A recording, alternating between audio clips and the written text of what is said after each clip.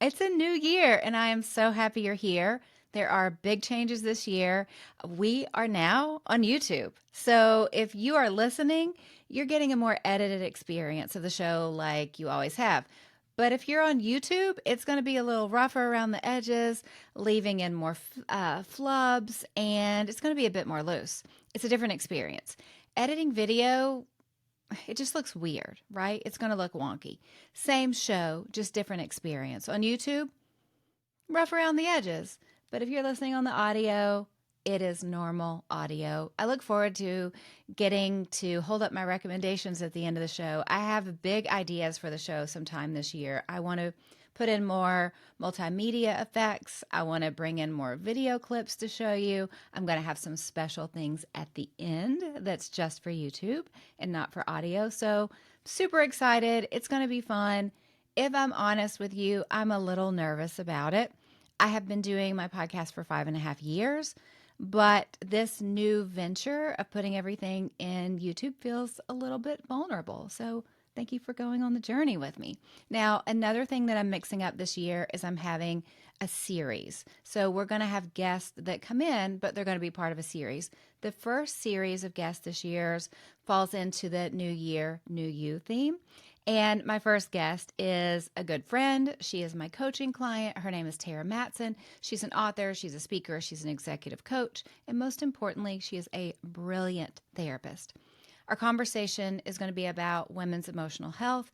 It was so good that you're going to see me in the middle of it decide, hey, we're going to make this 2 shows because it is just that good. So today is part 1. She brings some really eye-opening insights, and I think you're going to love it.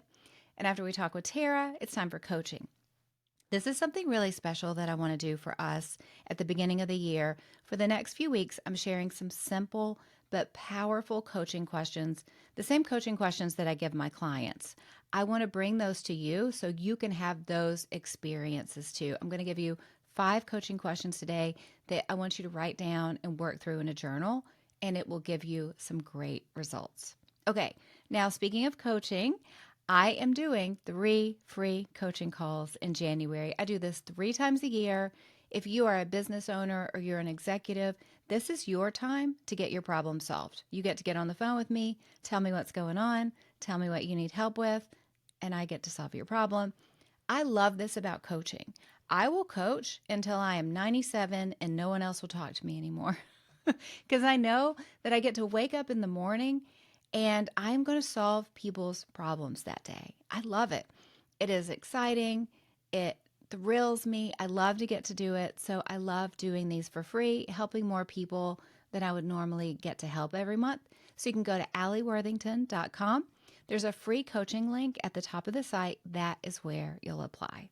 Okay, and lastly, the final segment of the today, I'm bringing you a recommendation and a pretty big announcement about my career and a big change that I've made. So I'm excited to share that with you at the end.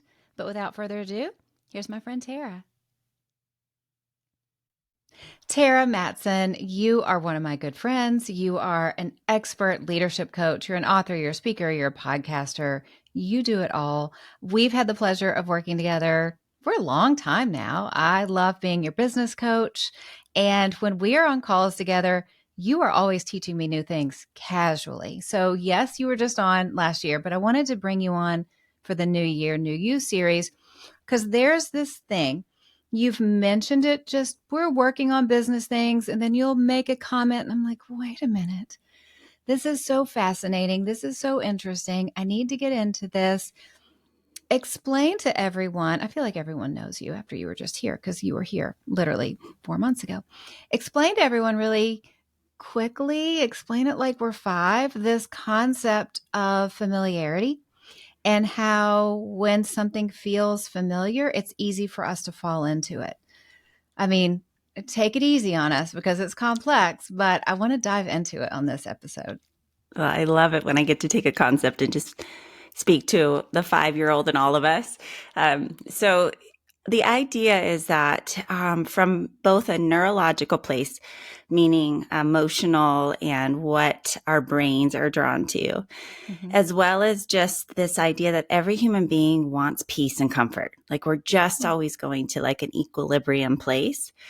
So whatever we do in life, we tend to be drawn towards what is familiar and what we grew up with, intentionally or unintentionally. And so part of the challenge is learning what that is, deciding, is that really healthy at the end of the Yeah. day?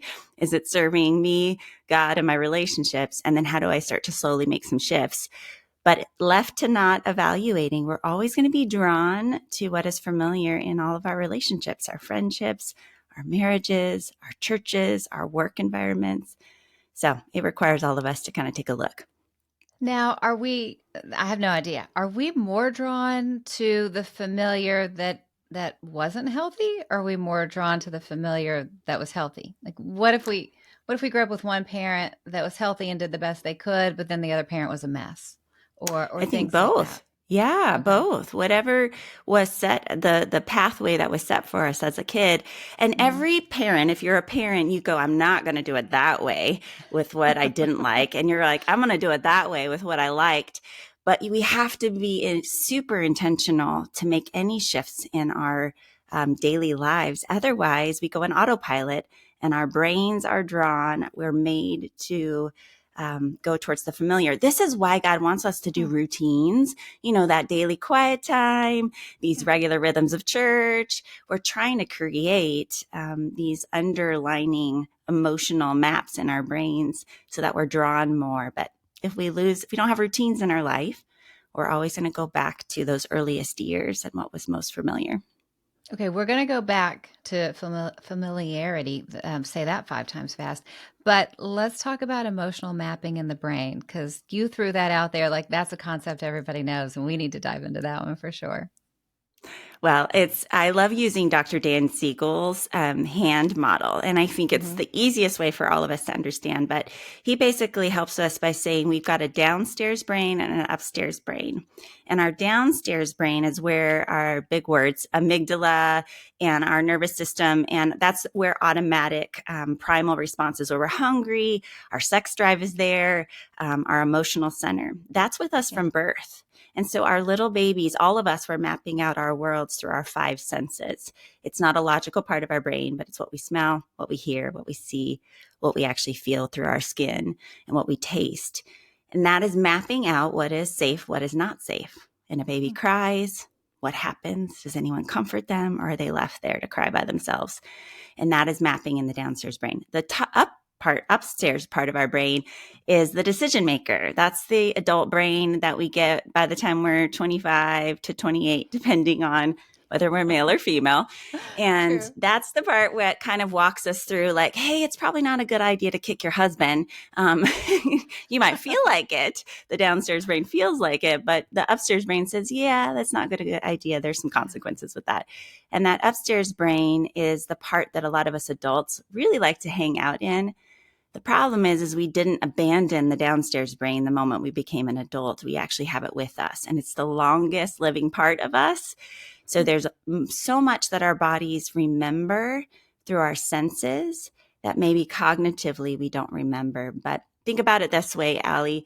You go through a neighborhood and you smell a certain pie someone's Hmm. baking, your body automatically goes either to a good place because you're like, oh, that was when grandma, I would go for the holidays and she was baking, it was good. Or it goes to a bad place because you're like, Hmm. oh, that reminds me of holidays. And our family was always a wreck around the holidays. It was just such a really Yeah. sad time. So depending on what those smells and those senses are, associated with, the body's automatically telling you which direction to go. That's Okay, did I fascinating. overcomplicate that? No, Sorry. no, no. That was perfect. So then walk us through the importance of creating habits to create new is it new emotional maps or to deepen the emotional maps we already have? How does that work? Both. Yeah, both.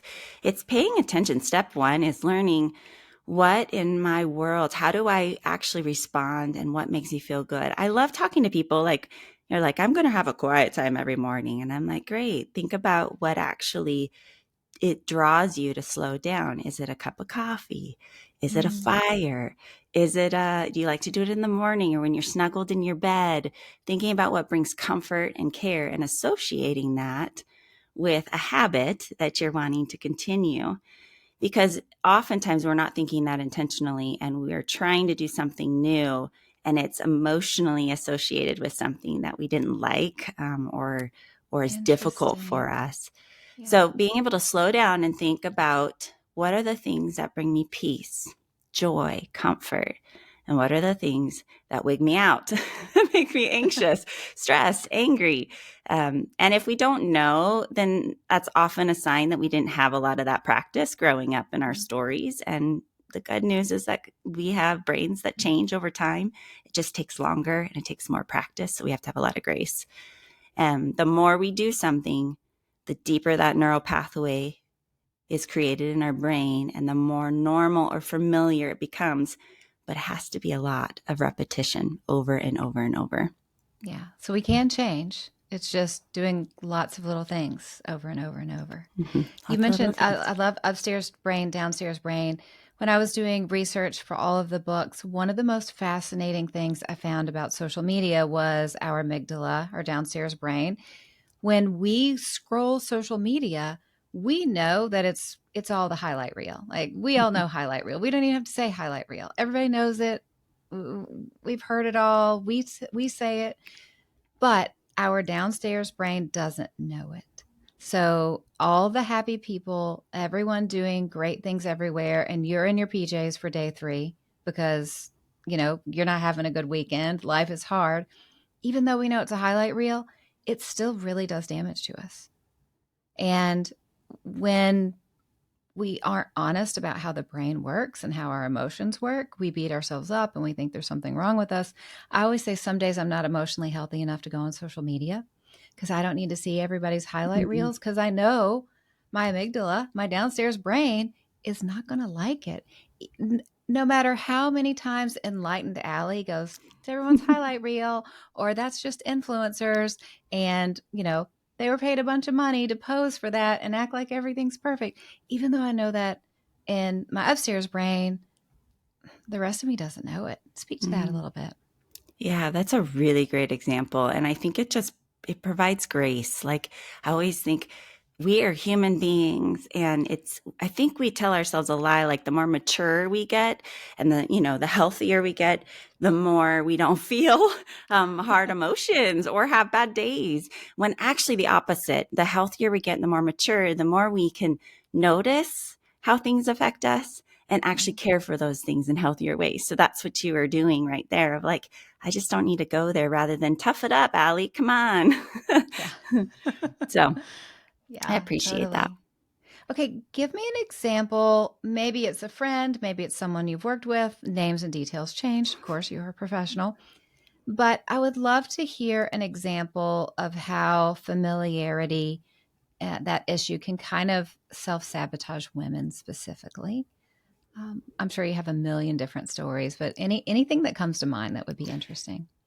Yeah, I'm always like, how deep do you want me to go, Allie? Because, I, as a trauma therapist with highly functioning leaders for 20 years, I have a lot of really hard, heavy stuff. But honestly, it's more common. So I feel like the most common story is, recognizing that the patterns that we're frustrated with in our own marriages Hmm. or in our friendships are often a cue to unresolved patterns for ourselves. So I'll just use my own marriage. How about that instead of Yeah, talking that's about great. everyone Okay. else? But when I was early on in my marriage, I would get really frustrated with Jeff because he would say what he thought direct. He would ask for what he needed directly. And it seemed pretty easy for him. And yet I would feel like I was unheard and I was unable to really say what I needed and what I wanted. And I pinned it on him as like it was his issue.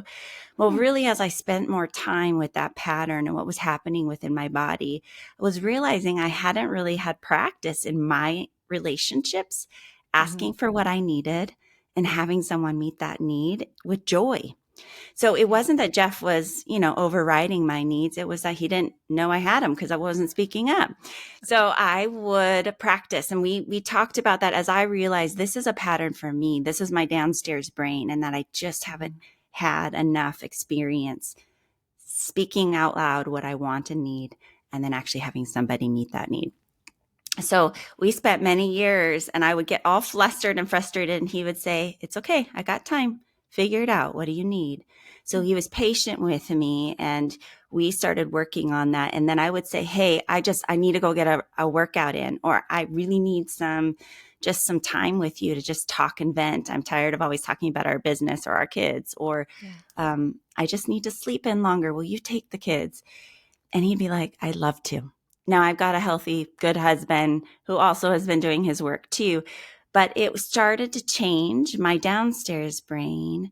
But I was initially drawn, this gets a little complex, but often in our marriages, we're drawn to what is familiar from our childhoods. And that initial piece of being drawn to someone who knew what they wanted and needed, and I would meet their need, that was a Mm. pattern that I was familiar with. Gotcha. So we had to really work hard to shift that pattern. And luckily, I have a guy who's willing to do that. And now, we've been married and together almost 26 years, but married 22 of those. And I have no problems asking for what I need. And he has no problems meeting that need. But it took many slow and steady drips of practicing and fumbling, and me still going back to the old narrative of my needs will never be met. It's always about him.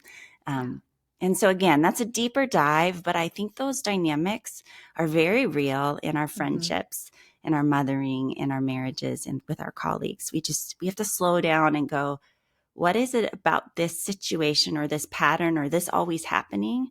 Hmm. What is it that's familiar to me, and what Yeah. did I learn growing up, and how do I want to change it? So good. Let's get to a very specific topic that I feel really drawn to talk about. So I feel like someone is going to listen to this and go, "Oh, that was for me." If someone has found themselves in a pretty working in an environment where they're working under a toxic leader, Mm, and it may not be the first toxic leader they've worked under, right? Um, could that be an indication that that person kind of believes they should be treated that way because there's something in their past where they were mistreated? I'm explaining it like a 2-year-old would, so I'll hand no, the mic over to you to dive it's a into very that. clear way to say it. And I think I'm careful to say it that overtly, Allie, just because we don't want to put the blame on the victims Of of a course, yeah. narcissistic or toxic leader, because Hmm. at the end of the day, that leader is responsible. And no matter how healthy we are, no matter how aware we are, we still can be in a fallen world around toxic people. The Sure. healthier person won't stay in that relationship. So that's the key. We'll notice it. We'll go, yeah, this isn't worth my time and energy because this toxic person is going to stay toxic. But to your point, yes, usually the longer we stay, the more familiar we are with that dynamic. And it's still painful every time, but I think that's just the cue of it's time to get help. It's time to get healthier. It's Hmm. time. And honestly, a healthier dynamic will feel weird to that person. They won't trust it. They won't Yeah, trust it. They'll be like, fascinating. yeah. So because it's unfamiliar, and it's true of anything. I mean, think culturally, we go to another culture for vacation, or we, move to a new city. Anything that's unfamiliar is uncomfortable for a time. So just the same as in moving from toxic or unhealthy relationships to healthy relationships, we got to give it time um, and practice. I think in Christian culture, people are afraid to identify maybe a narcissist or someone who's toxic. And, there's many people have said not everyone's toxic, but they can be toxic for you. Let's talk about for you as a trauma therapist, you are treating people who have been through it, Mhm. who are especially leaders who've been through it. Um, give the Christian pitch for why we need to be honest that there are some really toxic relationships out there and leaders, and it is okay Mhm. for us to go, I don't deserve to be treated this way. I deserve emotional health. I deserve spiritual health. I'm going to step back from this and get myself healthy. I love your question. This is our place, and we unpack this more in our book, Shrinking the Integrity Gap. So Hmm. if this answer just feels too short for someone, feel free to pick that up and to go a little deeper. But the scriptures are very clear that there's three kinds of people. There are wise people that respond when we say, "Hey, Allie, that hurt my feelings. Can we talk about that?" Green light people is what we call them. We use the traffic light analogy, but green light people are people who are going to respond and say, "Yeah, let's work on that," and then our actions match our words. Not in perfection, but we're open to feedback, and we're really not trying to harm each other. We have bad days and we're human. That's what most of us Christians are referencing of like, we're all human, we all fall short. Hmm. Then you have what the Bible calls foolish people. And it's all over the scriptures. And foolish people are the ones that just don't learn. We might call them lost, or they're maybe a more immature believer, but sometimes they are the leader of our system and are supposed to be the most mature, but they're probably emotionally, their downstairs brain Hmm. is used to being very little, 2, 3, 4, 5 years old, sometimes stuck in teenage years for a lot of reasons, and they just don't learn as quickly. And so they'll apologize. They may even look like they're repentant and cry and feel bad, Hmm. but their actions never follow up with their words, or it's for short periods of time. And Right. in those cases, I often encourage Christians to set stronger boundaries. Like, what do you need to stay healthy in this relationship? You don't have to cut them out, but you do need to probably have more firm boundaries with someone who we would call a yellow light person, which is cautious, right? Yellow is Right. more cautious. And then that last one is wolf in sheep's clothing. And none of us like to believe that those are around, but those are our narcissists and our abusers. And many times they actually disguise themselves within very godly characteristics, but we can smell them out. And part of learning and growing in maturity is being able to trust your own discernment, that the Holy Spirit's speaking to us through our mind, Hmm. our body, our heart, and our soul.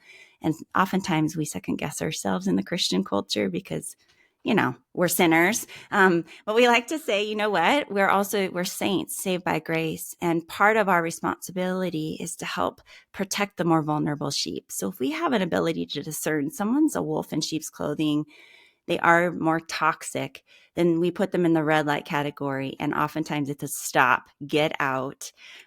We need you to be healthy and Yeah. continuing the call on your life. And we have to trust that person with God, sometimes to the point where we need to involve legal system or go to the elders. Yeah. We do a lot of helping Christian cultures understand when is somebody in one of those categories. Well, I think it's helpful even when we look at our own personal relationships. Who am I in relationship with that after I am with them, I feel worse and I have a Mhm. knot in my stomach and I feel bad. And especially for Christian women, there's so much baggage for us to be nice to everybody and show the love of Christ, to the point where we are in relationships with people that are Mhm. actively hurting us or hurting the call that God has on our life. And I think it's important for us to have these conversations to go, no, these things are okay and these things are not okay. You have permission to protect yourself. You have permission to protect yourself. And for the sake of all that you are leading, your kids, your ministry, your spouse, Yeah. because it just starts to wear and tear on our own mind, body, soul. But often, if we're feeling uncomfortable in a relationship, there are some triggers. That is a really, a word that gets thrown around. But the reality is the downstairs brain does map things out through sensory. So I would ask the question, what is that friend? What is she kind of triggering in you? It could be, Hmm. this is how I felt with mom. Mom was always trying to one up me, didn't celebrate me. That's an unhealthy mom who's not Yeah. being the parent and celebrating you and seeing the best in you. And when you share something, they delight in you, versus the mom who's like, well, honey, when I was a kid, I did better. Or, well, this is what I just did the other day. And that happens in mom-daughter relationships. And so friends can often trigger those things. Hmm. And you don't have to stay in that relationship. You don't have to stay. And you can pray for them. You can trust them to Jesus, all the things we need to do to be able to let them go. But you're not a bad person just because you need to let them go. Yeah. There's been so many people that I've worked with through the years for business coaching, and they'll get stuck in some way. There's a bottleneck. And then I will say, in one way or another, depending on the situation, what was the environment of your home? The things that you're telling yourself right now, were those told to you? And almost everyone who gets themselves stuck or is on the verge of self sabotage, when we go back, Mm, those same messages were either said to them by a teacher or mother or father. And sometimes just that revelation is enough, because there's not a huge trauma there, but it's oh, this is language that I grew up with. Of course I'm using this to myself, and we're able to build new pathways so they can move forward. And very often that's when we go, okay, we're going to add some therapy to coaching too. Let's spend some time with a therapist and work through this. But I think that in culture, there is enough of there's enough psychology terms where people hear things and they think they understand it. So a lot of people will hear that and go, yeah, yeah, yeah, my internal mm, voice is the voice I grew up with. And we think we get it, but we don't really get it. So will you mm, talk about what happens, what this does to us in adulthood, and just this process of mm. the voices we heard when we were young becoming the voices that we hear in our head every day? Yeah. I love this question, Ellie, because I just want to say it's a given. It's not an exception, it's a given. And so you got to be discerning of what were the voices that you received, both positive and negative. And they weren't, most of the time, they're not overt. In more toxic or chaotic homes, you might have heard, you are stupid. But in most homes, it's simple like this. So I was sitting with one of my executive coaching clients. She said this very thing. She's like, I've done all my therapy, I've done all my work, I know what my issue is, and I still keep struggling here. And here's the issue. My mom, I never spent time with my mom outside of Mm. working together. I didn't get cuddles. We didn't just go to coffee. She goes, I don't have any memories with my mom just being together. And so I have this internal lie, the voice that says, you've got to perform and prove your worth. So she already knows the connection. So I don't have to go digging at all. She's going, help me. Like, how do I actually get rid of this? And the key for here is that we do not change by knowledge alone, which is key for us Christians to understand, because we think if I just only know the truth, if I Mm. only memorize this verse, we change the way God made it. We change by new experiences over and over and over. That's why parenting kids for 18 years in Western culture is on purpose. You have to tell them over and over to turn off the lights, over and over. There's repetition on purpose. So being able to have grace and go, it's a given that my story, my younger years mapped out something in my brain. My body responds a certain way. And then I can kind of reparent it in a way with God's help, with a coach, with a therapist, but also with intentional experiences that reinforce the new truth that I want to believe, that my value isn't worth on my performance. My value is I'm worthy and loved as I am. And I just happen to do really cool things. But that is going to be a new practice. So I'm going to have this client. We'll spend a lot together getting to discover who she is, but she's going to have some time where she's doing nothing. She's really literally having to just sit. So I'll be sending her for silence and solitude. Like that's That sounds really funky awful, for Terry. someone. Yeah. No, that sounds awful. Yeah, but practicing until it becomes the new normal and the body Yeah. isn't reacting in the same way, and it becomes more familiar to just sit with God. She's going to find some Hmm. friends that like to play and laugh and do nothing productive. That's going to be hard. That's going to be Yeah. hard, but that's going to be part of the new practice so that we can reinforce this new value, the truth that's really aligned with Scripture and outside of what her mom wasn't able to show her. I love that. Talk to me about the importance of silence and solitude. Oh goodness. Believe me, it's a discipline for some of us, but once you get there, you crave it. You crave it. We Mm. live in such a noisy world. It comes from more the contemplative side of the church. Yeah. Our Catholic brothers and sisters, the liturgical side, Anglican, but a lot of the church fathers and mothers spent a lot of time, monks and nuns, spent a lot of time in silence and solitude. I'm in Oregon Alley, so we have a lot of these people called spiritual directors. And we actually have a lodge and retreat for leaders that get to come out and have some contemplative, quiet space. And it's good for us. It's good for our brains. We forgot what it's like to be bored. We forgot what it's like to notice. I call it the art of noticing, to not always be thinking in our head what's next and plotting and strategizing, but actually opening my eyes and then tuning into my five senses and going, what do I see? What do I smell? What do I taste? What do I hear? And just being in the moment. And it's so fun to experience it because your whole being comes alive in a new way. Even, I would say, for newer leaders or go-getters who try this, sometimes your first couple times you just sleep. You just literally don't know what else to do, but you're so tired that you just got to rest. Um, but it's a new kind of discipline that balances us out and helps us be more of a whole person instead of just doers. We can also learn how to be human beings. I love that. Okay, so this is where we should stop the episode because I'm keeping episodes shorter. It's New Year, New You. But I have decided in real time, I want to make this a two-part episode. So we are going to say goodbye to everyone this week and let everyone know Tara's going to be back next week. Sound good to you, Tara? Sounds great. Okay. Okay, how great is Tara, right? Now let's move on to the coaching segment of the show. I told you we're leaving the flubs in. Today, I want to give you questions which turn into an exercise that I take my clients through. I want you to write these down and journal through them. This is 5 simple but powerful questions. Number 1, how have you changed since last year? Think back to the beginning of the year last year. How have you changed? Number 2, what is the single most important personal goal that you achieved this year? So we're not talking about work. We're talking about something for you. It can be something huge. It can be something tiny. The size of the goal doesn't matter. The impact on your life is what mattered. What you had to overcome to get there, right? What you had to deal with, what you had to do to get there. Think about that and write about that. The next one is your biggest career accomplishment.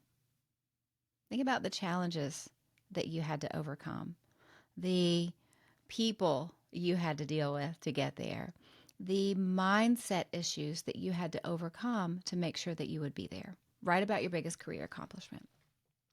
And then the next one is, what was the most challenging part of your year?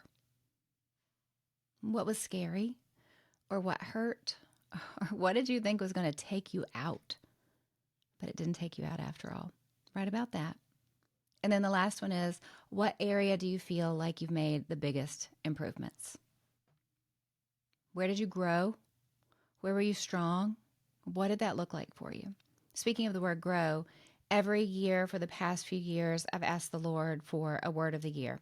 I had always heard people do word of the year, and I thought, word of the year, that's silly, right? But a few years ago, he gave me systems. He wanted me to really invest deeply in systems in my work and my life. Now I'm a big believer that systems are sexy because systems take us where we want to go and get us what we want in life. You've heard me talk about it so much.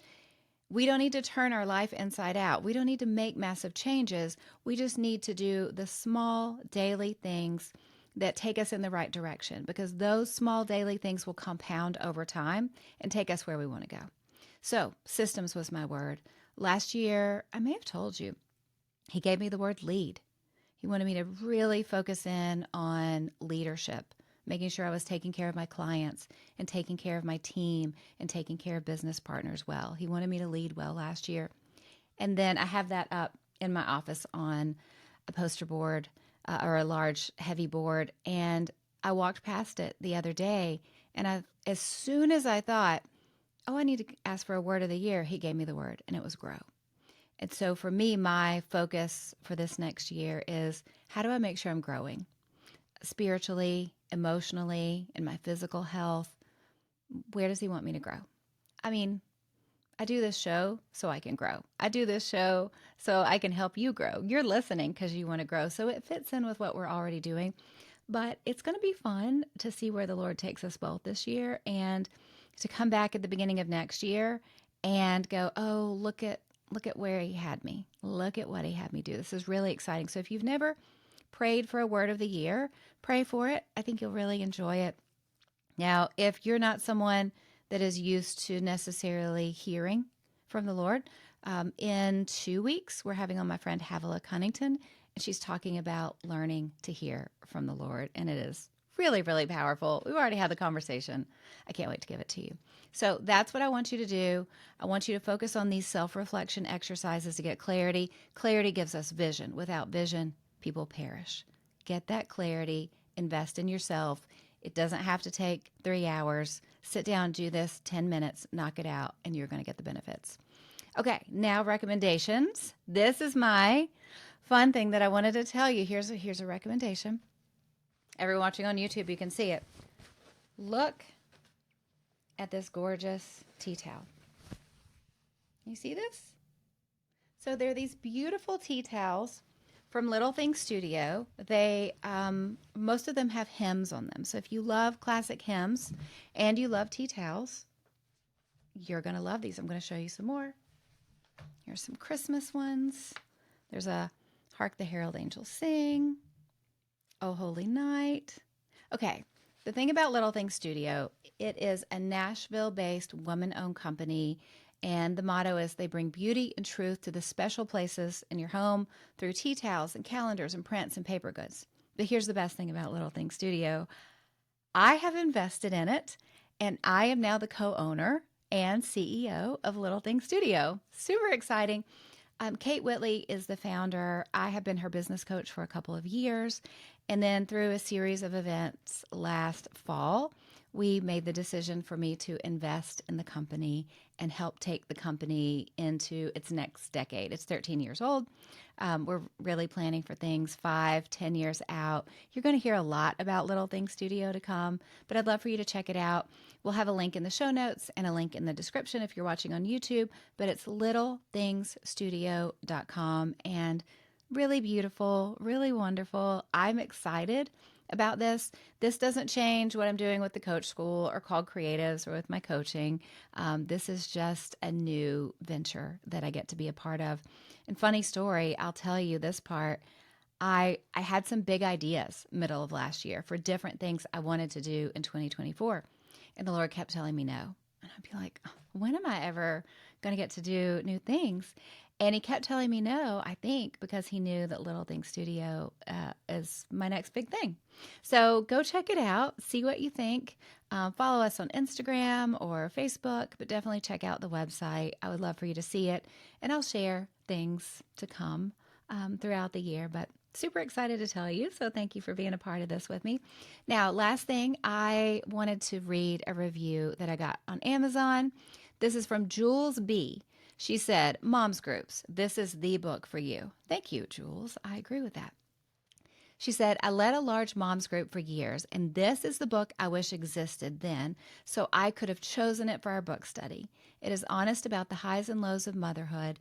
It doesn't give methods of how to parent, but examines how motherhood impacts each one of us, and it gives very practical tools to help us survive and ultimately thrive in our unique motherhood journey. Also, check out her podcast as well. It is sensational. Thank you, Jules. I'm going to send you brownies in the mail. She said, Allie skillfully interviews with such a likable personality, interesting guest on a variety of relevant topics. Her charge at the end of each podcast is one of my favorite parts because it makes me feel seen and empowered. That is my goal. Thank you so much. It's wonderful to hear that. I love the feedback. So, are you ready for the charge? Here it comes. I am so glad you're here. I love that we have this time together every week to invest in ourselves, because an investment in you, in your spiritual health, your emotional health, and your professional success benefits everyone in your life. I believe in what's inside of you. I believe in your dreams, and I know you're making an impact on this world for good. You're going to make a huge impact this year. I feel it. I believe it. I think 2024 is going to be so much better than 2023. Which is better than 22, and it's definitely better than 21 and 20. You may have gone through a lot this past year. You may have gone through a lot these past 4 years, but I know that God has good for you, and I know that he wants you to partner with him in building up your health, your emotional health, building up your spiritual walk, and to grow. Maybe grow is everybody's word next year. I don't know. Pray into it. You find out. But I do know that's why you're here every week. You're learning something that's going to help you get healthier. It's going to help you live the life that God has called you to and improve life a little bit every day.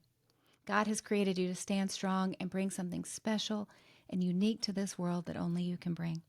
So keep stepping up, keep showing up, and keep loving well, because you know the truth. You can't break a woman who gets her strength from God. I love to get to coach and equip you every week. I'll be back with you next Monday, and I hope you have a great day. We got to talk about something.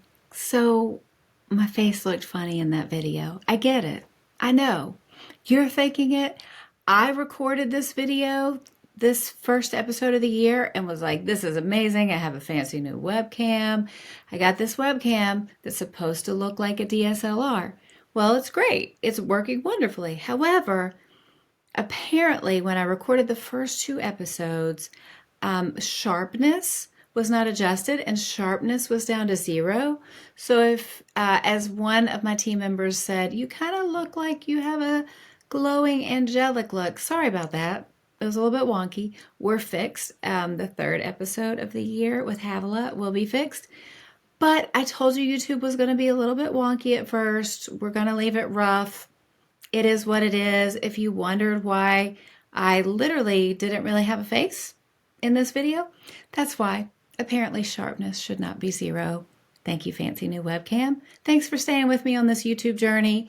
And like I said, at the end of the show, we'll have some good stuff for you, because it's a mess behind the scenes. But I'm going to tackle this video thing.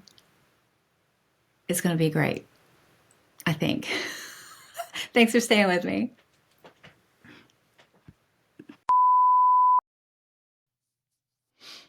I'm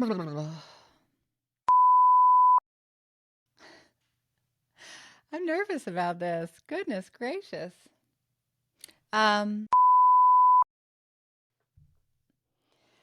Whew, did it. Okay. I think that went well. We'll find out. Okay.